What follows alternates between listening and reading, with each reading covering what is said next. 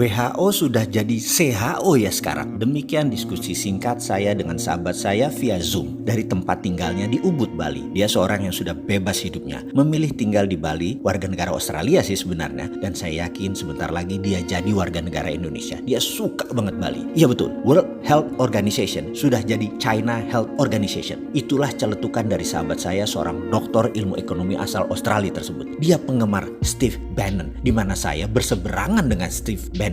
Steve Bannon adalah penasihat politik Trump, pro nuklir, tidak setuju dengan climate change. Baginya, climate change itu adalah rekayasa kaum seperti saya yang anti fossil oil, anti batu bara, pro baterai. Mungkin mentang-mentang saya punya pabrik lithium walaupun masih kecil. Sebagai pendukung Bannon, dia anti WHO yang sekarang lagi main mata dan main kaki dengan Partai Demokrat dan Cina. Dalam interview di acara terkenal Larry King Show minggu lalu yang saya tonton di Russian Today, berdasar data intelijen, Cina memanipulasi data tentang COVID-19. Manipulasi ini sejak day one, karena ketidakjujuran data inilah seluruh dunia terkecoh yang menjadikan banyak negara tidak come up dengan kebijakan yang benar dalam menangani corona. Cina di bulan Januari dengan bos WHO melakukan false information ke seluruh dunia dengan mengatakan virus corona menyebar hanya dari animal to human, tidak bisa human ke human. Virus dikatakan hanya bisa menyebar dari binatang ke manusia, tidak bisa dari manusia ke manusia. Inilah yang membuat banyak negara jadi tidak aware mematikannya dan kecepatan penyebarannya virus corona ini. Saat ini komunitas dunia marah dengan Cina dan mungkin akan melakukan tuntutan internasional serta sanksi bagi Cina. Cina bermain dengan siapa? Dengan bos WHO, Dr. Tedros Ghebreyesus, yang menutupi fakta sebenarnya akan fatalitas corona tahap awal ini. Dikatakan bahwa tidak terlalu mematikan corona itu. Fakta berikutnya, di bulan Januari sebelum lockdown, Cina membeli 250 juta APD, alat pelindung diri, di seluruh dunia sebagai tindakan balasan atas tindakan Amerika tersebut. Bos WHO bocorkan ke Cina sehingga Cina bisa pukul balik dengan mengunci peralatan medis yang di kemudian hari, yaitu sekarang Cina buat uang besar sekaligus membalas. 250 juta APD itu adalah separuh kebutuhan APD dunia saat ini, termasuk APD dari Indonesia dibeli Cina kala itu. Ternyata begitu dunia kena, dunia tersadar karena dikatakan tidak mematikan, ternyata mematikan, sehingga dalam false information yang jadi acuan banyak negara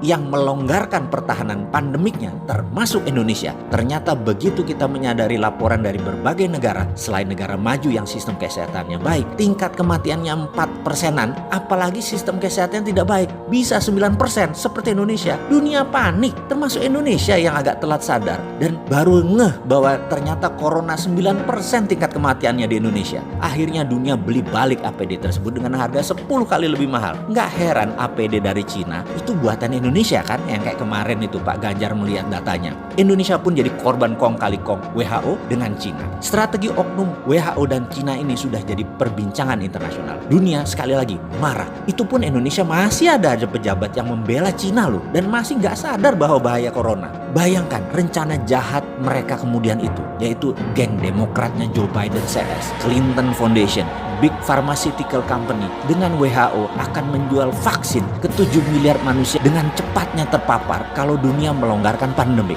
Ini big business dan ini menjadi senjata untuk menjatuhkan Trump. Ini membuat Trump marah luar biasa karena kecele dimainkan di dalam dan di luar negeri. Dia tuntut WHO, dia hentikan sumbangan Amerika ke WHO dan bahkan akan keluar dari WHO. Rencana besar akan memvaksin 7 miliar manusia di dunia ini menjadi serangan terbuka oleh Trump. Pasti dia gagalkan rencana koalisi besar Cina, Partai Demokrat, dan WHO ini. Jujur, bagi saya ini bedil sudah dikokang semua. Ini bisa military war. Mengingat sejarah sebentar ya. Kita tahu zamannya Obama, Cina itu mitra strategis. Baru zamannya Trump diperangi Cina itu. Ini info agar semua sahabat paham betapa cairnya dan dinamisnya geopolitik dunia itu. Apa yang dilakukan Trump? Trump tekan India untuk memberikan obat ke Amerika segera. India memproduksi obat corona dipaksa diberikan ke Amerika saat ini juga. Ingat, saya pernah katakan jauh-jauh hari setelah Cina, Amerika melirik India. Tadinya Indonesia ya, karena Indonesia nggak paham, jadi melirik India. Amerika bangun India persis seperti dukungan Amerika di tahun 2000-an, di mana 30% pabrik Amerika dipindahkan ke Cina. Sekali lagi, saya ingatkan, obat vaksin corona India nanti rajanya. Sahabat, data ini valid dan ada di mana-mana. Terbuka kok data ini, cek aja. Steve Bannon yang terang-terangan membuka aib WHO ini. Ceklah marahnya Trump dengan dunia farmasi Amerika yang ternyata main dua kaki dukung dan angkat Trump di awal lalu dibanting kemudian mereka pindah ke Partai Demokrat. Anthony Fauci, Director of National Institute of Allergy and Infection Disease, sebagai orang Trump di dalam penyelesaian Coronavirus Task Force, adalah orang yang bermain di 6 presiden Amerika, adalah juga orang di balik SARS dan AIDS dengan ciptaannya di Perancis. Ini salah satu yang memulai skenario biological warfare ini sejak awal dari pihak Amerika. Sekarang di COVID-19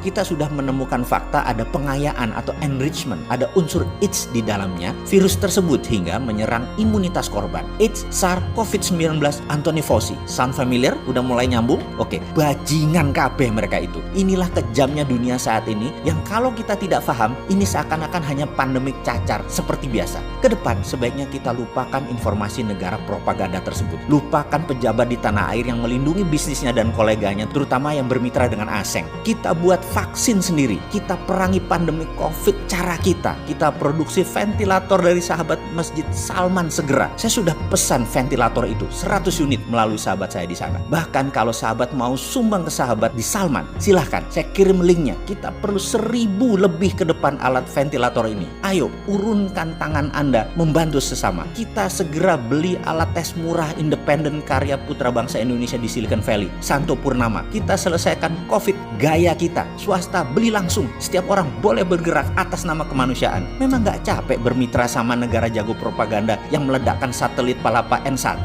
dan banyak lagi alat abal-abal seperti termometer. Bodong lah, juga informasi yang dimanufaktur. Cina itu memang memanufaktur apa aja. Cina itu memanufaktur semuanya, termasuk data dimanufaktur sama mereka.